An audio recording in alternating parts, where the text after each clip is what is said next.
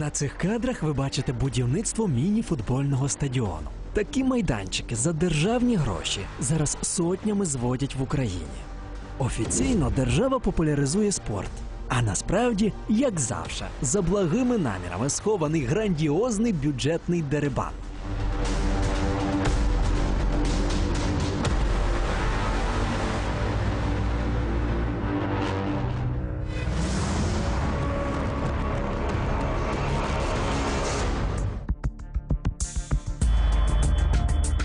У 2016 рік Федерація футболу України отримала від УЄФА кредит 4 мільйони євро на побудову вітчизняного заводу з виготовлення покриття для футбольних полів.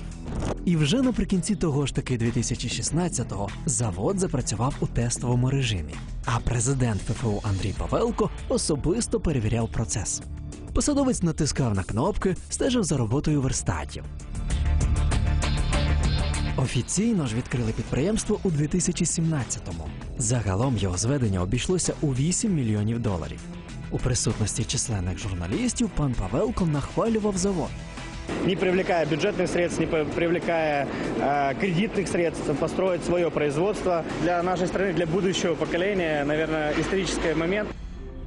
Посаду президента Федерації футболу Андрій Павелко поєднує зі статусом народного депутата. І біографія у нього доволі скандальна. Жовтень 2013-го. За голосування в унісон з регіоналами із фракції «Батьківщина» усунули народного депутата Андрія Павелка. В ситуации с Павелко подавляющее большинство фракций не чувствует, что это член нашей команды. Та щойно режим Януковича дав тріщину, пан Павелко перейнявся цінностями революції. Це показник того, що він, як частина наших, політиків, скоріше думає завжди про те, щоб бути при владі. А оцей ярлик, там сьогодні зелені, червоні, білі, жовті, це просто ярлик. Головне постійно утримуватись біля влади. У постреволюційному 2014-му він став нардепом від блоку Петра Порошенка. С этого времени начинается его просто головокружительный взлет. То есть в 2015 году он возглавляет Федерацию футбола Украины. Кроме того, становится главой бюджетного комитета Верховной Рады. И кроме этого, замглавы фракции БПП. Бути головою бюджетного комітету – мрія чи не кожного депутата. Це дійсно один з найбільш впливових комітетів Верховної Ради України. Головна конкуренція відбувається за місце в бюджетному комітеті. Особливо туди хочуть потрапити депутати-бізнесмени, тому що вони вважають, що таким чином вони можуть впливати на розподіл державних коштів. Бюджетный комитет – самый интересный комитет, который есть в парламенте. В него обычно набивается огромное количество депутатов, которые даже просто членами бюджета хотят быть, потому что это позволяет влиять на распределение бюджета, позволяет там, дотации получать на свой округ и так далее, и так далее. У травні 2018-го в інтернеті з'явилися вельми цікаві документи та листування з електронних скриньок. Фігуранти хакерських атак мають такі самі прізвища, як і близьке оточення пана Павелка.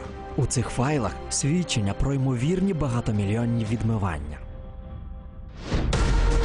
Професори корупції. Як в Україні заробляють перший мільйон. Це була просто крадіжка грошей з державного банку. Така класична. Хто покриває масштабну махінацію з футбольними полями. І вони в корупційній змові з Федерацією футболу України. І чого правоохоронці не зупиняють дерибан.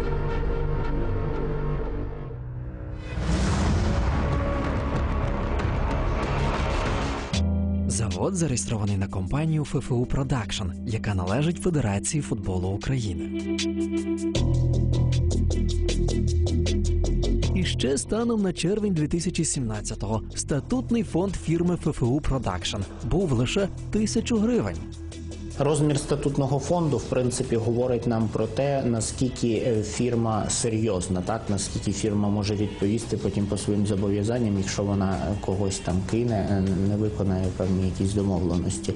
Відповідно, статутний фонд маленький, у розмірі 1 гривні, 100 гривень, навіть 1000 гривень, він нам говорить про те, що фірма нічого майже не має за душею. Тим Тим часом, якраз у червні 2017-го, Комітет Верховної Ради з питань бюджету, де головує Андрій Павелко, схвалює програму уряду з будівництва мініфутбольних полів і погоджується виділити на неї з державної скарбниці 270 мільйонів гривень. Ще стільки ж надали місцеві бюджети. Тобто загалом на будівництво спортивних полів у 2017 році платники податків віддали понад $500 мільярда гривень. Грубо кажучи, що ми оплачуємо це все. Ми разом з наших з вами кишень. Немає ніякого бюджету. Є просте, хороше визначення. Кошти платників податків. Це наші з вами гроші. Компанія ФФУ Продакшн подає документи на участь у тендерах, але перед цим різко збільшує статутний фонд аж на 270 мільйонів гривень, себто на суму рівноцінну державному фінансуванню. Вони просто збільшили фактично суму свого статутного капіталу для того, щоб мати ознаки, так би мовити, реальної діяльності так, в компанії. Адже було би дивно, да, якби там компанія з статутним капіталом в 1 тисячу гривень так вигравала, отримала мільйонні кошти. Так, для того це було зроблено, це фактично була підготовка до отримання майбутнього бюджетних коштів. Спочатку торги стартували у Києві. Столична влада оголосила тендер на побудову 66 мініфутбольних полів. Вартість зведення кожного об'єкта, наче під копірку, становила однакову суму, трохи менше, ніж 1,5 мільйона гривень. А це значить, що переможця можна визначати без конкурсу. Їхня вартість саме і була допороговою, тобто аукціон не потрібно проводити, тобто сам замовник вибирає підрядника самостійно. І як не дивно, наприкінці 2017-го усі столичні тендери виграла компанія ФФУ Продакшн. Ця компанія виграла тільки по Києву 66 тендерів. Без жодної конкуренції, без жодного конкурсу. ФФУ Продакшн не имеет никакой репутации, ничего не строила, но тем не менее оно у нас номер 1 по осваиванию государственных средств. Тобто пан Павелко, як голова бюджетного комітету, спочатку погодив виділення державних грошей, а потім підконтрольна йому фірма взялася бюджет освоювати. Це очевидний конфлікт інтересів, коли голова Федерації футболу, очолюючи бюджетний комітет, готує такий законопроект, безпосередньо бере участь в його прийнятті, а потім кошти, відповідно, потрапляють вже в результаті їх реалізації до компаній, дотичних Федерації футболу. Навіть більше, підконтрольна Андрію Павелку компанія отримала нечувані преференції. Кабінет міністрів постановив надати ФФУ Продакшн 100% передоплату – 95 мільйонів гривень. Це дуже, насправді, рідкісні випадки, коли Кабінет міністрів своєю постановою там, на якісь товари дозволяє робити таку серйозну передоплату. Так? Тобто зазвичай це дозволяється там, на серйозні там, ліки, коли потрібно, так, життєво необхідні людям.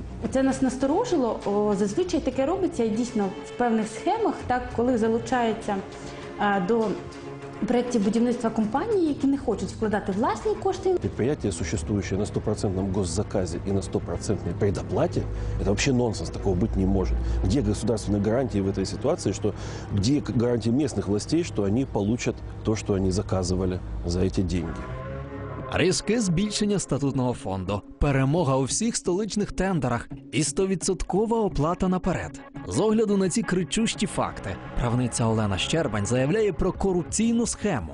Це в своїй сукупності, власне, свідчить про таку організовану схему, до якої залучаються урядовці, посадовці різних рівнів з цією метою, аби конкретна компанія отримала ці підряди на будівництво. Замовником робіт по Києву є комунальне підприємство «Житлосервіс». Чому саме обрали ФФУ Продакшн, комунальники пояснювати не захотіли. Чому я должен відповідати, чому саме їх? Тобто я так розумію, що основним було критерієм вибору те, що це наша компанія? От критерії вибирати я не буду, обсуждати зараз на камеру. До кінця 2018-го ФФУ Продакшн має побудувати у столиці 66 мініфутбольних стадіонів. 100% оплату – 95 мільйонів гривень. Компанія отримала ще наприкінці 2017-го. Наші журналісти вирішили перевірити, на якому етапі будівництво. Виявилося, що знайти готовий спортивний майданчик – доволі непросте завдання. Одні об'єкти загороджені парканами, на інші лише завезли пісок та щебінь. Лише після доброго десятка адрес репортери натрапили на зведене міні-футбольне поле. Нарешті ми знайшли готовий об'єкт в Деснянському районі. компанія. Такий ФФУ Продакшн щось будує в місті Києві. Загалом із 66 полів ФФУ Продакшн наразі збудувала лише 11. І є висока ймовірність, що до завершення 2018-го усі об'єкти здані не будуть.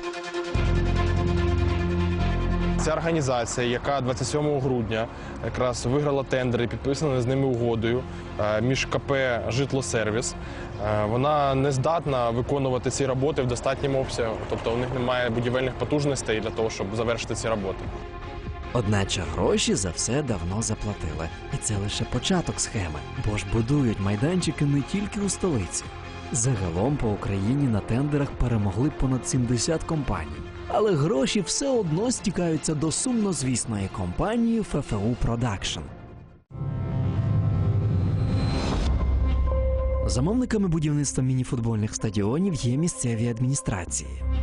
Загалом в Україні перемогли на тендерах та зводять об'єкти понад 70 різних компаній. І відповідно до інформації Центру протидії корупції, усіх їх змушують купувати покриття на заводі компанії ФФУ Продакшн. В регіонах України, де також виділялись кошти як бюджетні, так і місцеві, надходили певні рекомендації від посадовців з Києва про те, в кого закуповувати футбольні поля. Адміністративний вплив серйозний на те, в кого потрібно купувати. Наші журналісти вирішили зателефонувати на кожне підприємство, яке за державною програмою зводить мініфутбольне поле, і поставити лише одне запитання – у кого і за якою ціною вони беруть штучну траву. Спочатку було Закарпаття. А яке штучне покриття ви використовуєте для реалізації цих проєктів? Яке? Таке, як мені предложили Федерація футболу України. А це вам хто, замовник сказав це використовувати чи як? Так, замовник. А чим вони мотивували це, не знаєте? Ну, звідки, знаєш, сказали, що тут наше виробництво, українське, наш завод побудували десь під Києвом, потрібно тільки це брати, де сказали, там не купляв. Підприємець із Закарпаття відверто заявив, що місцева влада наказала закупляти продукцію на заводі ФФУ. Це підтвердили і в Одесі. Яку саме штучну траву було обрано для цього проєкту? Якого? Ну, це каркадора пав'як. А чому саме вона? Мені сказали, що треба її заказати. А директор фірми з Вінниці розповів, що його не просто змусили придбати покриття у ФФУ Продакшн. Ця норма прописана у проєкті. Замовник сказали, в проєкті так прописано. Цей же проєкт журналісти розшукали на сайті Мінрегіонбуду. І справді, у пояснювальній записці чорним по білому написано: для покриття спортивного майданчика прийнято штучне трав'яне покриття вітчизняного виробництва ТОВ ФФУ Продакшн по технології міжнародної фірми Політан. Тобто Мінрегіонбуд прямо вказує, що траву треба купувати на заводі підконтрольному нардепу Павелку. Міністерство не має права надавати жодних рекомендацій щодо конкретних виробників. Ми одразу звернулися до Мінрегіонбуду за поясненнями. У міністерстві відповіли письмово, що записка має лише рекомендаційний характер. Та є в Україні такий термін – добровільно-примусово. Те, що посадовці з Києва змушують купувати покриття на заводі ФФУ, підтвердив голова Кривоозерської райдержадміністрації з Миколаївщини. Трудно була копійка брати безпосередньо в цій фірмі. Якщо ми отримаємо бюджетне фінансування, то ми повинні взяти це зобов'язання платити. Територіальні громади, які заходять на цей сайт і дивляться цю типову документацію, яку їм нібито рекомендують, вони дивляться і бачать, нам це каже державна установа, значить ми повинні це виконувати. І вони беруть, виконують це все. До речі, після того, як змістом проекту зацікавилися журналісти, документ із сайту Мінрегіонбуду миттєво зник. І те, що Мінрегіонбуд видали цю записку, він підтвердив сам, що вони в корупційній змові з Федерацією футболу України. Автором цього скандального проекту є архітектор Валерій Бельчиков. У розмові з журналістами він повідомив, проект писав на замовлення Федерації футболу України. Заказчик, заказывавший этот проект, выступает от лица Федерации футбола, которая ориентируется именно на этот завод. Натомість директор заводу коментувати скандальний проект відмовився. Я написав цю програму. А те, що фактично вся країна закуповує їхнє покриття, він пояснює просто. Виключно з якісною продукцією, яку ми виробляємо. Щоправда, будівельники бідкаються. Трава від ФФУ Продакшн є і дорожчою, і не надто якісною. А по ціновій категорії воно як? Ну, конечно, дороже, ніж все остальне трава у нас. Я зрозуміла. І що, як ви задоволені взагалі зараз результатом? Не, мы это сделали все по технологии, но трава так себе. За словами підприємців, їх змушують купувати поганеньке покриття і ще й переплачувати. Скільки відмивають на штучній траві? А тепер візьмемо 640 тисяч гривень і 1,5 мільйони гривень. Куди, цікаво, може зникнути різниця? Чому антикорупційний прокурор захищає нардепа Павелка? Йде планомірна дискредитація Федерації футболу та її керівництва. Це ж зрозуміло і видно. Тож який він дерибан державного масштабу?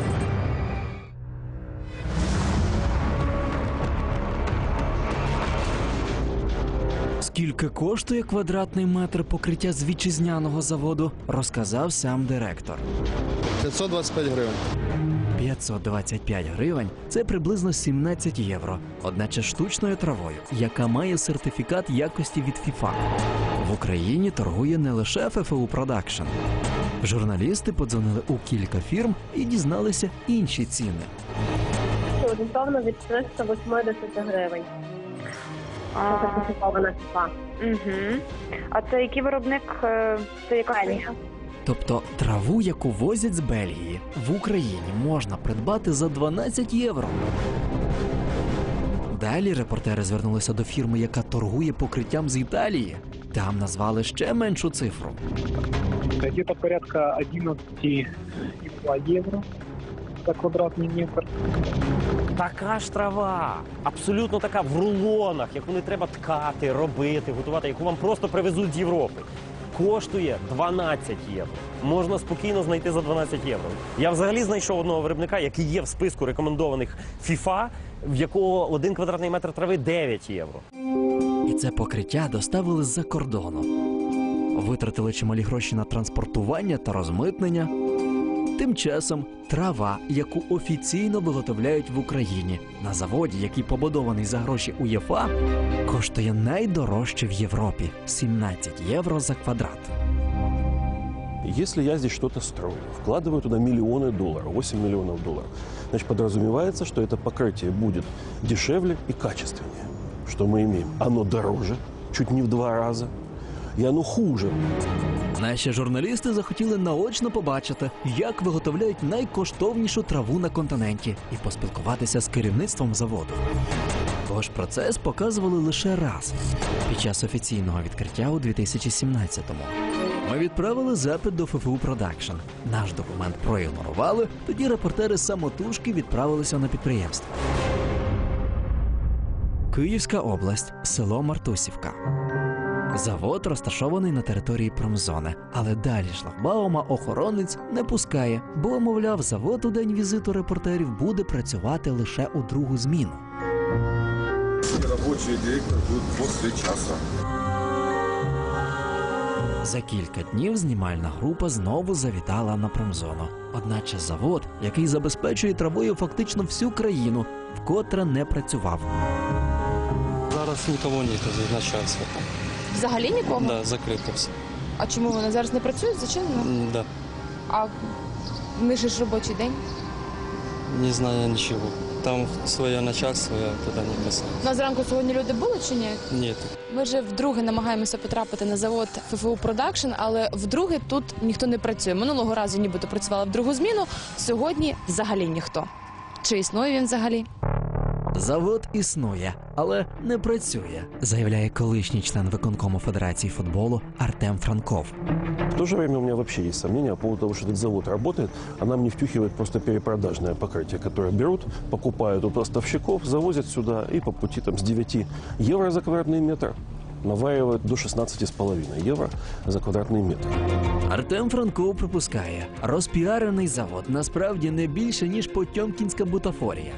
Траву купують у Європі, а в Україні перепродають утридорога. Офіційна ціна покриття із заводу ФФУ – 17 євро. Але в травні 2016-го в інтернеті з'явилися документи, нібито з бухгалтерії компанії ФФУ Продакшн. І там вартість вже 21 євро за квадрат. А закуповують покриття у Німеччині за ціною менше, ніж 11 євро за квадрат. Себто гешефт 10 євро на квадраті. Крім цього, судячи з документів, під час будівництва заводу на закупівлі обладнання за завищеними цінами відмили 800 тисяч євро. Президент Федерації футболу Павелко ці документи назвав підробними. Мы обратились и в правоохранительные органы для того, чтобы расследовали эту атаку, кибератаку, где вскрывались почта Федерации футбола, личные аккаунты, переделывались какие-то поддельные документы, выкладывались и так далее.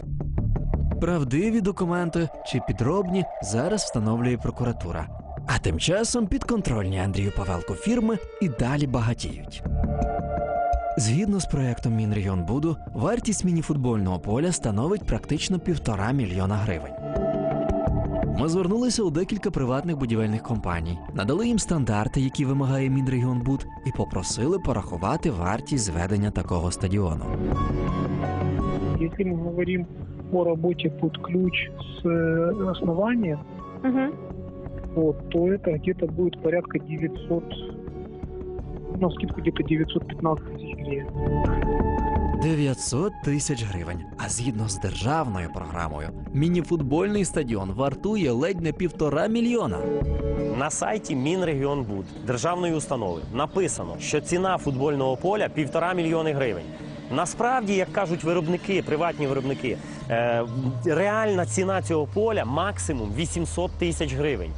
Будь ласка, подивіться, 700 тисяч гривень – це виходить якийсь чистий прибуток. А в деяких регіонах, кажуть, можуть побудувати під ключ повністю такий же майданчик за 640 тисяч гривень. А тепер візьмемо 640 тисяч гривень і 1,5 мільйони гривень. Куди, цікаво, може зникнути різниця? Уся схема виглядає так. Федерація футболу України, яку очолює Андрій Павелко, у 2016 році заснувала компанію ФФУ Продакшн. У 2017-му пан Павелко, як голова парламентського бюджетного комітету, погодив виділити з державної скарбниці 270 мільйонів гривень на будівництво мініфутбольних стадіонів. І весь цей куш стікається до компанії підконтрольної пану Павелку. ФФУ Продакшн виграла підрядів на 95 мільйонів гривень, але всі інші компанії, які перемогли на тендерах, мусять закупляти покриття у тієї ж самої ФФУ Продакшн. Така ситуація, як мінімум, називається монополія. Це побудований спеціально завод, який робить ці штучні поля, і в кінцевому випадку саме він умовно монополізує ринок. Одначе в антимонопольному комітеті на наш запит відповіли, що жодних проблем на ринку немає. По надії ФФУ Продакшн ніхто з підприємців не скаржився. Ніхто з них не скаржиться в антимонопольний комітет, тому що вони розуміють, що не виконавши цю тіньову вимогу, у них можуть забрати підряд або не дати новий, і вони просто нічого не зможуть заробити на цьому. Але хитромудрою діяльністю пана Павелка вже зацікавилося НАБУ. Дійсно, детективи НАБУ розпочали розслідування за фактами можливих зловживань службових осіб законодавчої та виконавчої гілок влади при закупівлях коштом державного бюджету робіт та послуг з будівництва футбольних полів з штучним покриттям. Провадження відкрите за фактом, тобто підозра наразі нікому не пред'явлена. Справи нардепа перевіряють одразу за кількома статтями. Попередня правова кваліфікація – це стаття 366.1 – це декларування недостовірної інформації, стаття 368.2 – незаконне збагачення та стаття 364 – зловживання владою або службовим становищем. Що цікаво, процесуальне керівництво за провадженням НАБУ здійснює спеціалізована антикорупційна прокуратура. Головує там Назар Холодницький. Паралельно він є віце-президентом Федерації футболу України, себто заступником Павелка. Назара Холодницького теж буде дуже серйозний конфлікт інтересів в цій справі, але як керівник спеціалізованої антикорупційної прокуратури, він єдина особа, яка може визначити прокурора, який буде здійснювати керівництво процесуальне в цій справі. Тобто, чи буде мати НАБУ за цих обставин можливість провести незалежне розслідування – велике питання. При всьому бажанні, поки Назар Холодницький залишається прокурором і не усунеться від цієї справи, я впевнена, що розслідувати її в принципі неможливо. Я думаю, на це і розраховували фактично бенефіціари цієї схеми. Конфлікт інтересів головний антикорупційний прокурор визнає.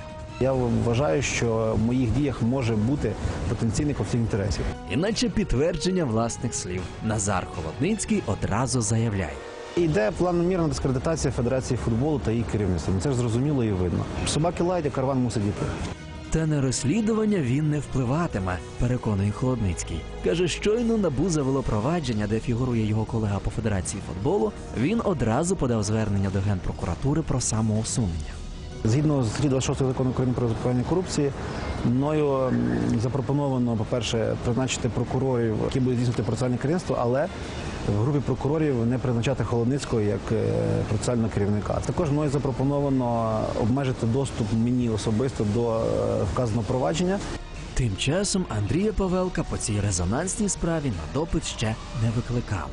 Ця схема, вона очевидна. Її можуть довести правоохоронці, раз плюнути, відкривши дані, податкові декларації, рух коштів, транзакції і так далі. Те, до чого ми з вами фізично не маємо доступу. Натомість депутат та футбольний президент Павелко численні журналістські розслідування і викриті факти корупції вважає сфабрикованими. Це все така спланирована, така серйозна, дорогая акция, которую потратили по разным оценкам около $1 миллиона люди, которые находятся сегодня в Украине. Ну и, наверное, не совсем хотели, чтобы успешно прошел финал Лиги Чемпионов. Жодних аргументів нардеп не вказав. Зрештою, називати ім'я таємничого замовника теж відмовився. Я думаю, что здесь 99% понимают, кто это. И знают, кто это. Я не хочу... Я выше этого. Я ни в коем случае не буду сводить счеты. Я хочу сделать все, чтобы в украинском футболе был мир. Я в результате изучения тех документов, которые выложены в интернет, в результате знания человеческой логики и в результате, чисто такого вывода, что, ребята, вы не отвечаете, вам нечего ответить, прихожу к убеждению, что как минимум львиная доля этих обвинений, она абсолютно справедлива. Між іншим, це вже не перший скандал довкола Андрія Павелка і державних грошей. Ця історія почалася ще у 2006 році. Тоді піврічний дохід Андрія Павелка та його дружини Олени був всього 90 тисяч гривень. Одначе подружжя Павелків Державний родовідбанк видав кілька серйозних кредитів. Один кредит составлял, допустим, $1,6 миллиона, другой, взятый женой, составлял 10 миллионов гривен. Общая сумма кредитов более $2 миллионов. Із цих коштів Павелко зводить у Дніпрі фешенебельний нічний клуб «Опера». На відкритті закладу співала легендарна Монсеррат Кабальє. А потім з цим нічним клубом провернули вельми прибуткову оборудку. Сама історія була ніби банальна. Фірма взяла кредит в Державного банку близько $25 мільйонів, заклала великий комплекс розважальний, а потім вирішила гроші не віддати. 2010 рік. Тоді ще бізнесмен Павелко раптово продає власний нічний клуб у Дніпрі фірмі під назвою Industrial Building Company. До того ж передає їй акції науково-дослідного інституту. Фірму Industrial Building журналіст-розслідувач Олексій Шалайський називає сумнівною, а всю цю оборудку – схемою. До чого тут Павелко? Він фігурував в цій історії на всіх етапах практично.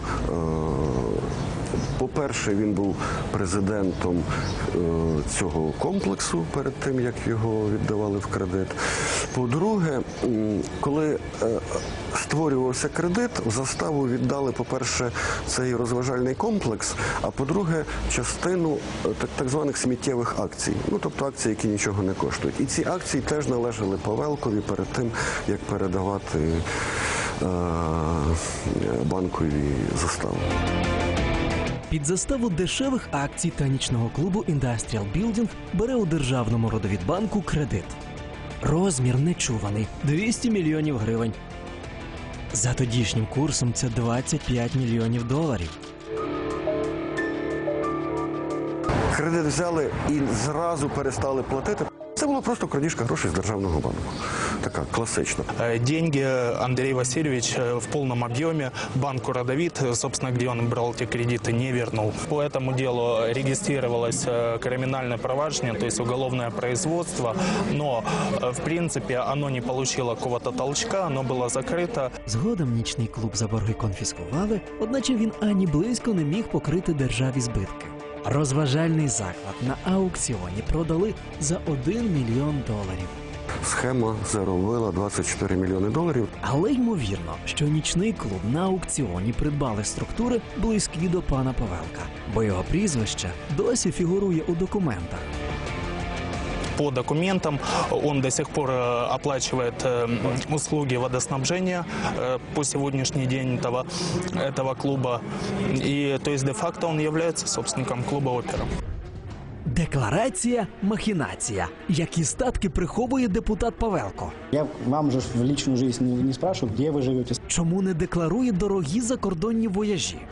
Мы видим, допустим, факт того, что они ездили в Дубай, мы видим Цюрих, мы видим Женеву. І чого НАЗК не реагує на порушення закону? Це наступає кримінальна відповідальність у вигляді, наприклад, позбавлення волі на строк до 2 років.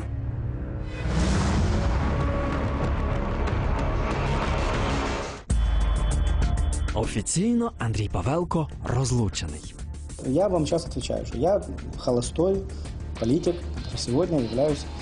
Та холостяка Павелка видали соцмережі. Пасією нардепа є модель Катерина Чаус. Достаточно посмотреть на Инстаграм той же Екатерины Чаус, где она выкладывает фотографии, в том числе с Андреем Васильевичем, в том числе с кубком, который не так давно наделал много скандалов. На даний момент Андрій Павелко не зможе відхреститися від того, що Катерина Чаус є його цивільною дружиною. Він не відхреститься ніяк, тому що є вже мільйон доказів в інстаграмах і всіх соціальних сторінках, що вони ж мешкають разом. Суть у тому, що відповідно до закону народні депутати зобов'язані декларувати не тільки власні статки, а й майно цивільних дружин. Якщо ти живеш з якоюсь людиною, якщо це цивільна дружина, то ти маєш її вказати в декларації і пояснити, звідки вона бере гроші, чим займається, чим заробляє, що в неї є, яке майно набуте, яке набуте неї, якесь пінс. Треба все вказувати. Про відсутність цивільної дружини у декларації Андрій Павелко говорить неохоче. Частная жизнь, где я не женат, я не в декларации. Так что я вам же в личную жизнь не спрашиваю, где вы живете. Судячи із соцмереж, модель Катерина Чаус перебуває на утриманні. Його цивільна дружина на тих же сторінках соціальних мереж сама зізналася, що вона ніде офіційно не працює. Вона не декларує жодних доходів. Зате веде богемний спосіб життя. Гражданская жена Андрея Павелко владеет достаточно дорогой машиной, Range Rover, одной из последних марок. И вот, в частности, интересный документ, есть постановление Печерского районного суда города Киева, где Чаус Екатерина Юрьевна водила этот самый Range Rover в состоянии алкогольного опьянения. До речі, до відповідальності за п'яну їзду пані Чаус так і не притягнули. Справу закрили за терміном давності. Витрати на відпочинок нардепи теж змушені декларувати. Мы видим, допустим, факт того, что они ездили в Дубай, мы видим Цюрих, мы видим Женеву. И опять же стоит отметить, что в принципе цены в отелях там достаточно высоки. Это десятки тысяч долларов. Та дорогі закордонні вояжі у декларації відсутні. І ці суми, які гіпотетично витрачав Андрій Павелко, вони підлягають декларуванню. Вони відпочивали в Швейцарії, Франції, Ніцца. В Швейцарії орендували автомобіль Бентлі ціною оренди за один день 1600 євро. Але всього цього немає в декларації Андрія Павелка. Заморські курорти пан Павелко може собі дозволити, бо він легальний доларовий мільйонер. Одначе нардеп чомусь вперто порушує закон і не заповнює до кінця декларацію. У його відомостях лише готівка і орендована машина. Офіційно Павелко Безхатченко. Ми відкриваємо декларацію Андрія Павелка і дивимося, що В нього фактично нічого немає, в нього на руках, сумарно, на руках, 1 мільйон і 200 тисяч доларів, сумарно, які, вочевидь, він возить в багажнику орендованого Лексуса, бо житла в нього немає. Якщо народний депутат не має власного житла, то він мусить декларувати усі приміщення, якими користується. Зокрема, орендовані квартири та готельні номери. Не зрозуміло, де він проживає, чи за законом майно, яким він користується, він повинен вказувати в декларації. Він цього не робить, і це також може свідчити безпосередньо вже про порушення порядку заповнення декларації і про відповідальність. Печерські пагорби у Києві – це найдорожча частина столиці. Елітна висотка з цілодобовою охороною. За нашою інформацією, Андрій Павелко разом із своєю цивільною дружиною орендує квартиру в цьому елітному комплексі неподалік урядового кварталу. На територію нас охорона не впустили. Згідно з нашою інформацією, пан Павелко винаймає тут помешкання площею 300 квадратних метрів. Ясна річ, у декларації ці дані відсутні. Сам нардеп від елітного житла відрікається. Я имею возможность купить любую недвижимость. Я сегодня в поиске, назовем так, в раздумьях. За приховування інформації про майно та доходи передбачена відповідальність. Відповідальність залежить від вартості цих відомостей, які були внесені. Тобто, якщо вони більше за 250 прожиткових мінімумів, це наступає кримінальна відповідальність у вигляді, наприклад, позбавлення волі на строк до 2 років, або штрафу від 42 500 гривень до 51 тисячі гривень, або громадських робіт на строк 150-240 годин. Ще на початку травня 2018-го НАЗК взялося перевіряти декларацію нардепа Павелка. Конечно же, НАЗК обязана все проверить, и я сам первый инициатор, чтобы любые вопросы были проверены и поставлены на оценку. Что тут я не вижу вообще никаких проблем. На якому етапі перевірка? І чому досі немає рішення стосовно декларації пана Павелка, у Нацагентстві з питань запобігання корупції відповідати не захотіли. Просте пояснення, чому НАЗК не перевіряє декларацію Андрія Павелка або відтягує її перевірку. НАЗК, якщо захоче відповідати, воно може відповісти дуже просто. Наприклад, ми не перевіряємо декларацію Андрія Павелка, тому що він голова бюджетного комітету Верховної Ради. Згідно з державною програмою, футбольні майданчики мають бути готові до кінця 2018 року. Якраз напередодні старту парламентських перегонів, зауважує політолог Олексій Якубін. Очевидно, що використання футболу, а тим паче, ще підкреслюю, відкриття полів, так само як, наприклад, відкриття дитячих майданчиків, ці речі у нас завжди активізуються під вибори. Андрій Павелко є президентом Федерації футболу і одночасно заступником голови фракції БПП. Тож на відкритті стадіонів можна отримати електоральні бали, пояснює політичний експерт. Тому я не виключаю справді, що буде використана спроба ці різні програми, які насправді позитивно орієнтовані, але в реальності вони, на жаль, будуть використані з політичними цілями окремою політичною силою. Тобто, грубо кажучи, використовуючи бюджетний кошт, водночас піар буде відбуватися, зорієнтовуватися в певне партійне русло. Цебто за гроші платників податків політична сила може зробити собі піар. Мы из своего кармана, посредством госбюджета, посредством местного бюджета оплачиваем площадки по завышенной цене, а потом нам их будут втюхивать, приходить вот эти политизированные дяди, вот те самые политики, да, стало очень много, и вот эти политизированные дяди будут торжественно отрезать ленточку и рассказывать: вот же, смотрите, власти вас позаботились. Смотрите, какая замечательная площадочка. Нардеп від провладної фракції БПП і за сумісництвом голова Тернопільської федерації футболу Тарас Юрик нічого поганого у цьому не бачить. Я за те, щоб політики говорили про речі, які відбулися. Так? От якщо ми, наприклад, нам щось здалося, ми сказали, ми побудували 20 полів. А як люди сприймуть, так сприймуть. Ні, ми як держава. Ми як держава побудували. Спочатку вони отримали від європейців 4 мільйони євро на завод. УЄФА гроші дав спеціально, щоб виробництво вітчизняного покриття суттєво здешевило зведення футбольних майданчиків та зекономило кошти українських платників податків. Натомість наші новориші придумали схему. Тепер трава у нас найдорожча на континенті, а ціна зведення футбольного поля за бюджетні гроші щонайменше на 500 000 вища за ринкову. Згідно з державною програмою, у 2018 році в Україні мають побудувати 360 майданчиків. Якщо на кожному відмили 500 тисяч, то в масштабах держави це 180 мільйонів, які осіли у кишенях бенефіціарів схеми.